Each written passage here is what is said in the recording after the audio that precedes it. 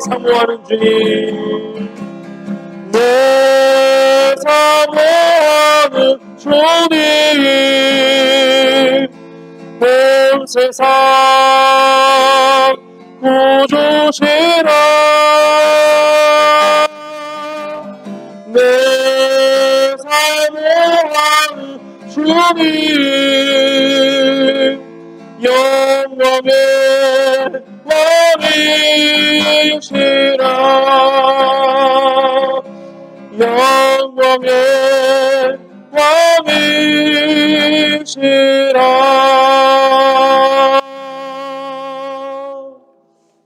아멘.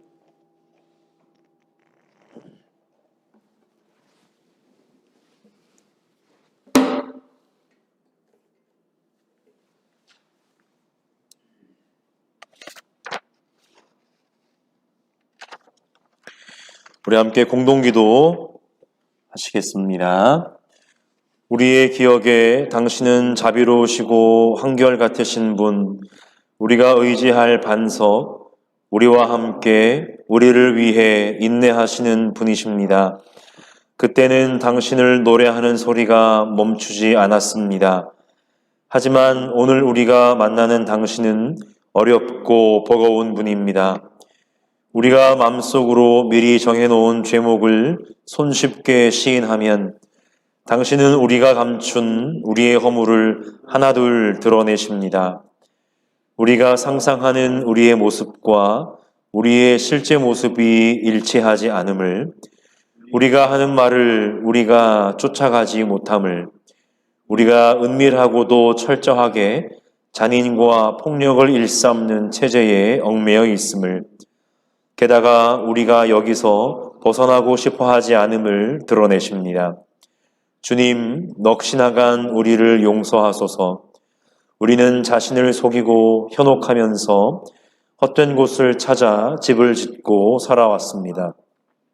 참으로 오늘 우리가 만나는 당신은 자비로우시고 한결같으신 분, 우리가 의지할 반석, 우리와 함께 우리를 위해 인내하는 분이십니다. 어둠 속에 몸을 감추고 있던 우리는 지금 우리에게 다가오시는 당신이 우리가 기억하는 당신이기를 간구합니다. 언제나 주님이셨던 주님, 오늘도 우리에게 주님이 되소서. 언제나 주님이셨던 주님, 우리가 상상하지도 못했던 모습으로 오소서. 우리가 꿈속에서도 하지 못했던 일들을 이루게 하소서. 자유롭게 거리낌도 불안도 없이 기쁨으로 순종케 하소서. 우리가 아닌 당신의 뜻을 이루소서. 아멘.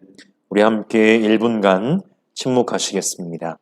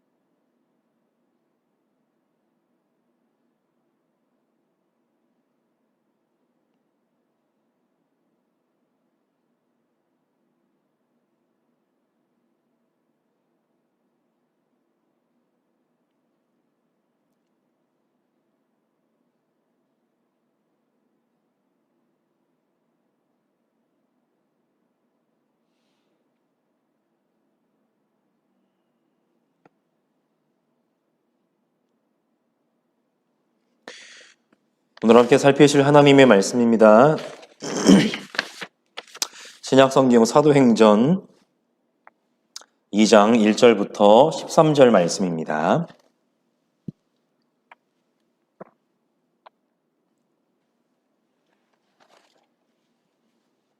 사도행전 2장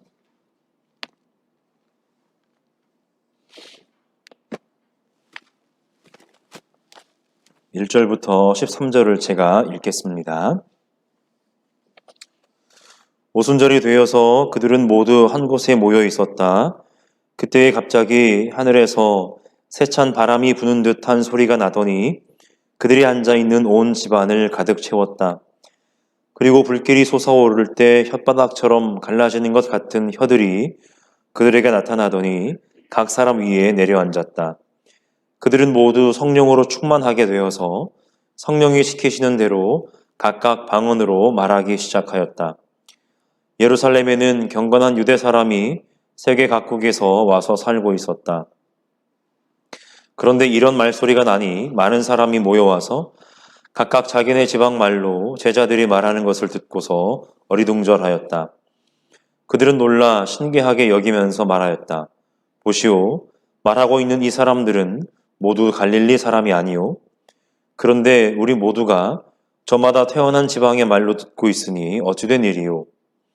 우리는 바데 사람과 메데 사람과 엘람 사람이고 메소포타미아와 유대와 갑바도기아와 본도와 아시아와 부르기아와 밤빌리아와 이집트와 구레네 근처 리비아의 여러 지역에 사는 사람이고 또 나거네로 머물고 있는 로마 사람과 유대 사람과 유대교에 개종한 사람과 크레타 사람과 아라비아 사람인데 우리는 저들이 하나님의 큰 일들을 방언으로 말하는 것을 듣고 있소. 사람들은 모두 놀라 어쩔 줄 몰라서 이게 도대체 어찌된 일이오 하면서 서로 말하였다. 그런데 더러는 조롱하면서 그들이 새 술에 취하였다 하고 말하는 사람도 있었다. 아멘. 우리 함께 사도신경으로 우리의 신앙을 고백하겠습니다. 나는 전능하신 아버지 하나님 천지의 창조주를 믿습니다.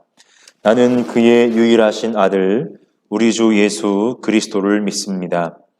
그는 성령으로 잉태되어 동정녀 마리아에게서 나시고 본디오 빌라도에게 고난을 받아 십자가에 못 박혀 죽으시고 장사된 지 사흘 만에 죽은 자 가운데서 다시 살아나셨으며 하늘에 오르시어 전능하신 아버지 하나님 우편에 앉아 계시다가 거기로부터 살아있는 자와 죽은 자를 심판하러 오십니다. 거룩한 공교회와 성도의 교제와 죄를 용서받는 것과 몸의 부활과 영생을 믿습니다. 아멘. 혹시 오늘 함께 찬양하다가 든 생각인데 제가 마이크를 좀 가까이 대고 하다 보니까 찬양 시간에 혹시 그 소리가 너무 크게 들리지는 않으시는지 한번 같이 좀 점검해 주시면 감사하겠습니다. 오늘은 사도행전 말씀 세 번째 나눔 시간인데요. 이 첫 번째 사도행전 말씀 나눔에서 우리는 부활하신 주님이 승천하신 이후에 교회 공동체는 이 땅에 남은 자신들의 현실을 직시하고 앞으로 자신들에게 주어진 삶을 예수의 증인 공동체로 사는 것을 교회의 가장 중요한 과제로 인식했음을 나누었고, 그렇게 주님의 증인으로 사는 것이 주님을 향한 기다린 삶의 진정한 의미라고 함께 나누었습니다. 지난주에 두 번째 말씀 나눔을 통해서는 가룟 유다를 대신해서 부활의 증인이 될 사도를 마띠아로 뽑은 이야기를 함께 살펴보았는데, 그들은 자신의 일상의 터전인 다락방에 모여서 함께 기도했고, 기도하면서 마띠아를 제비 뽑아 사도로 세웠다라고 하는 말씀을 나누었습니다. 이렇듯 기도하는 행위 자체도 중요하지만 기도 행위의 결과, 즉 기도하는 대로 사는 삶이 중요한데, 초대교회 공동체에는 그들의 기도를 다른 표현으로 하나님께 모든 것을 맡기는 삶으로 살아냈다라고 하는 것입니다. 오늘날 한국교회에 철야기도회니 혹은 절기 때마다 반복되는 특별 새벽기도회니 하는 여러 이름으로 포장된 기도의 행위는 넘치는데, 세상에 왜 이렇게 교회를 냉대하는 것일까? 수많은 기도의 결과, 즉 기도하는 대로 변하는 삶이 없기 때문입니다. 기도하는 대로 변하는 삶이 없다는 것은 오늘의 우리로 하여금 우리의 수많은 기도의 행위들이 잘못되었을 가능성에 대해서 진지하게 고민하게 만듭니다. 우리는 시시때때로 교회당에 떠나가도록 소리치며 기도하는데, 그런데 그 큰 소리가 그저 예배당만 울릴 뿐 기도하는 기도자 스스로의 삶에도, 그가 만나는 타인의 삶에도 아무런 울림을 주지 못한다는 것입니다. 이런 마당에 우리는 처음 공동체가 경험한 이른바 오순절 성령 강림 사건이라고 하는 이야기를 통해 오늘 우리에게 주시는 하나님의 말씀을 함께 듣도록 하겠습니다.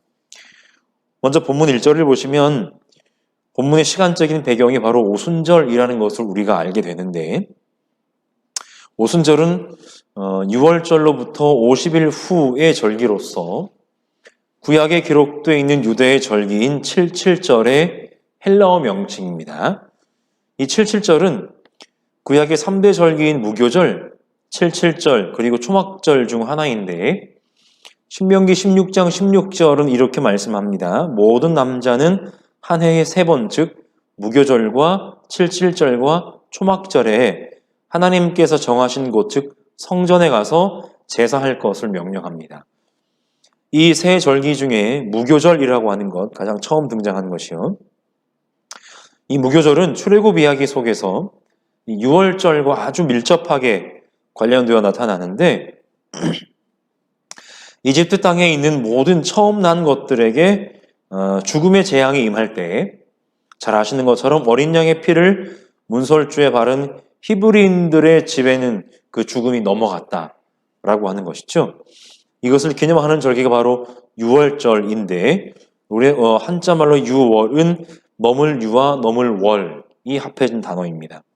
즉 이집트 땅을 치신 하나님의 권세가 바로 하나님의 백성들의 집은 넘어갔다라는 것입니다.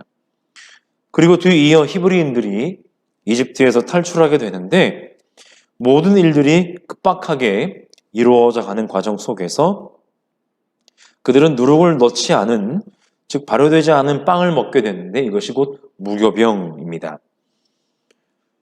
이야기가 계속돼서 출애굽기 19장에 의하면 마지막 10번째 재앙, 즉 장자의 죽음의 재앙이 지난 후에 이집트에서 탈출한 히브리인들은 약 한 50일에서 60일 정도, 약 2달여간이 지난 후에 시내산에 이르게 되고, 거기서 하나님은 모세를 통해서 십계명을 주십니다. 바로 이 50일 내지 60일 정도의 기간이 77절 혹은 오순절과 기간이 겹친다라고 하는 것이죠. 그렇다면 오늘 본문에서 오순절에 성령이 강림하신 그 사건을 우리는 어떻게 이해할 수 있을까요?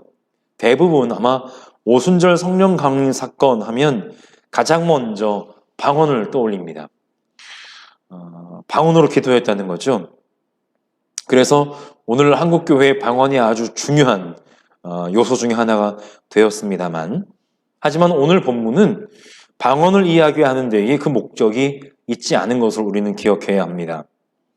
오순절이 되어서 그들이 모인 그곳에 하나님의 영이 임하셨다, 즉 성령이 임재하셨다는 것을 본문은 말하고 있는 것입니다. 마치 6월절기의 어린 양의 그 피해 사건 이후 50일이 지난 후 시내산에서 하나님이 천둥 소리와 불 가운데서 히브리인들에게 임하셨던 것처럼 6월절 어린 양으로 십자가에 죽으셨다가 사도행전 1장 초반의 증거에 의하면 약 한 40일 동안 그들에게 하나님 나라의 일을 말씀하신 이후에 주님이 승천하신 이후 약 50일이 되던 그 시점에 성령이 그들에게 임재하셨다라고 하는 것입니다. 그들에게 임재하신 성령은 마치 구약의 출애굽에서 시내산에서 임재하시는 그 하나님의 임재와도 같이 세찬 바람이 부는 듯한 소리와 불길이 혀처럼 갈라지는 모습으로 그들에게 임재하셨습니다. 그러니까 그들에게 임재하신 그 성령은 바로 구약의 출애굽의 역사를 이루신 그 하나님과 똑같은 하나님의 역사라는 것입니다. 그러니까 방언은 성령이 그들에게 임재하신 것의 결과로 나타난 결과물인 것이고, 오늘 본문 4절에서 방언으로 번역된 단어는 다른 언어라는 뜻을 가지고 있습니다. 오늘 우리가 이해하는 방언과는 조금 다른 의미입니다. 다른 언어는 뒤에서 기록되고 있는 다양한 지방에서 온 사람들이 사용하는 언어들로 본문에서 이해됩니다. 또 오늘 본문을 통하는 하나의 공통 단어가 있는데 바로 하늘입니다.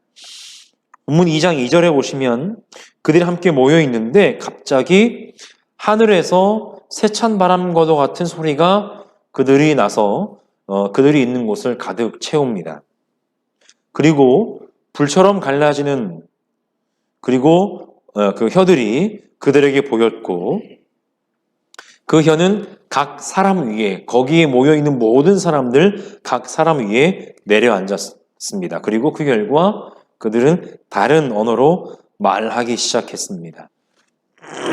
여기서는 그들이 말했다라고 기록하고 있는 것을 우리가 기억할 필요가 있습니다. 하늘에서 성령이 임재하셨다는 것은 부활하신 예수께서 하신 약속을 생각나게 하는데 누가복음 24장 49절에서 예수님 이렇게 말씀하셨습니다. 나는 내 아버지께서 약속하신 것을 너희에게 보낸다. 그러므로 너희는 위로부터 능력을 입을 때까지 이 성에 머물러 있어라. 마치 사도행전 1장 8절의 말씀을 연상케 하는데 같은 누가의 작품인 누가복음서와 사도행전의 공통점이라고 볼 수도 있겠습니다. 예수님이 약속하신 성령이 하늘로부터 임재하셨다라고 하는 것은 무엇을 의미하냐면 사도행전 1장에서 부활하신 예수 그리스도께서 지금 하늘에 계심을 의미합니다. 동시에 성령의 임재 사건, 즉 하늘로부터의 성령의 임재 사건은 바로 하늘과 땅이 하나로 이어진 사건입니다. 하나님은 그저 멀리 하늘에만 머물러 계시는 분이 아니라 성령을 통해 이 땅에 임재하시는 분이라는 것입니다. 그 하나님은 오늘도 성령을 통해 이 땅에 임재하시고 역사하시는 하나님이십니다. 때마침 성령이 그들에게 임하실 때에는 언제였는가 하면은 온 땅에 흩어져 살던 경건한 유대인들이 예루살렘으로 위에서 말씀드렸던 것처럼 오순절 순례 여행을 오는 기간이었습니다. 본문 5절이 세계 각국으로 번역한 부분의 헬라어는 하늘 아래의 모든 민족들로부터 라는 의미입니다. 그러니까 여기도 하늘이라는 단어가 또 들어갑니다. 하늘 아래의 모든 민족들로부터 바로 경건한 유대 사람들이 예루살렘으로 와서 살고 있었다라고 하는 것이죠. 이어지는 9절에서 11절까지가 그들의 출신지가 열거되어 나타나는데 이것에 대해서 자세한 말씀을 드리자면 시간이 많이 걸리기 때문에 그냥 여러 출신지로부터 그들이 왔다라고만 말씀을 드리고 여기서 함께 나누실 말씀은 이 땅이 아무리 넓고 그들의 출신지가 아무리 다양하다고 해도 본문이 말하고자 하는 바는 그들 모두는 바로 한 하늘 아래 사는 사람들이라는 것입니다. 이것은 무엇을 의미하는가 하면요. 사도행전 1장 8절이 말씀하는 것처럼 하나님의 영이신 성령의 능력은 증인 공동체를 통해 복음이 하늘 아래의 모든 땅끝까지 증거되게 하시는데 그것은 예수의 제자들이 증인으로서 땅끝까지 감으로써 이루어지기도 하지만 그에 앞서 땅끝에서 모인 사람들에게 하나님은 이미 복음의 역사를 시작하셨다라고 하는 것입니다. 교회의 역사를 보면 실제로 믿음의 사람들이 가서 복음을 전하고 교회를 세우지 않았는데 이미 그곳에 교회가 세워져 있는 경우들이 참 많이 있는 것을 우리가 보게 됩니다. 바로 그것은 다 하나님이 하신 일이다라고 하는 것이죠. 이렇게 천하 각국에서 모든 사람들이 함께 모여 한 무리가 무언가를 말하는 것을 들었는데 이 말하는 사람들은 분명히 갈릴리 사람들이었습니다. 갈릴리 출신의 사람들이었다는 것인데, 그런데 천하 각국, 즉 하늘 아래 모든 민족들에서부터 모인 사람들은 각각 자기들이 사용하는 말로 그들이 하는 말을 들었다라고 하는 것입니다. 그런데 본문 11절을 보시면 그들이 무엇을 들었는지를 이야기해주고 있습니다. 그들은 이렇게 말합니다. 우리는 저들이 하나님의 큰 일을 우리가 사용하는 언어로 말하는 것을 듣고 있습니다. 라고 얘기합니다. 제가 성경 본문에 방언이라고 나와 있는 것을 우리가 사용하는 언어라고 풀어서 설명을 했는데 본문의 의미가 그렇습니다. 그렇다면은 그들이 말하는 하나님의 큰 일은 무엇일까? 이 하나님의 큰 일을 의미하는 단어가 헬라어로 신약에 이곳에밖에 등장하지 않아서 명확한 것을 우리가 해석할 수는 없지만, 다만 이 단어가 사용된 구약 성경의 용례들을 한번 살펴보면 신명기 11장 2절과 시편 우리말 성경의 71편 19절 등에 기록되어 있는데 나중에 한번 찾아보시면 되고요. 이 본문들을 통해서 미루어 짐작하건대 하나님의 큰 일이라고 하는 것은 하나님의 구원하시고 보호하시는 행위를 의미하는 것으로 보입니다. 그러니까 그들이 지금 들은 그 하나님의 큰 일이라고 하는 것은 하나님이 구원하시는 하나님, 그리고 하나님이 세상 모든 민족을 지키시고 보호하시는 하나님이라는 것에 대한 이야기였다는 것입니다.